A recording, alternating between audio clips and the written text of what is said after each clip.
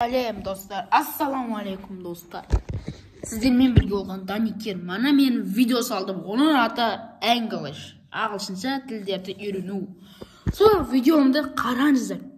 Енді мен манағы уәде бердім сол видеода. 3 бақытымды бүгін немесе ертең айтамын деп. Бүгін айтатын болдым. Ал тік тұрам қазір. Достар, мына жерге мынаны қойып алайын. Достар, дайындаламыз. Кеттік ал. Мұқағали Мақтаев. 3 бақытым.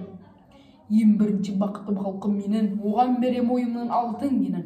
Ол болмаса мен бармын, қорылмайтын. Қымбатырақ алтыннан нарқым менің. Ал екінші бақытым тілім менің. Тас жүректі тілімнен тілім деді. Кейде дүниеден түлсем де қасиетті тілімнен тілім менің.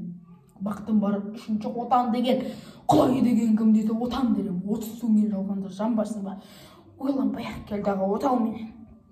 Түтін өсірпе көгере бер. Немелер көбесін жүрсе берілер. Жадында ұста жақсылық күтпегіз. От емес, оқсарсаң менен егер. 3 бірдей бақытым бар алақанда. Мені мұндай бақытты жаратырма.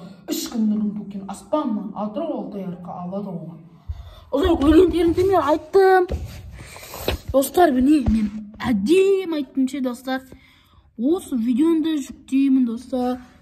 Достар, енді мен сіздермен күнде видео түсіре аламын.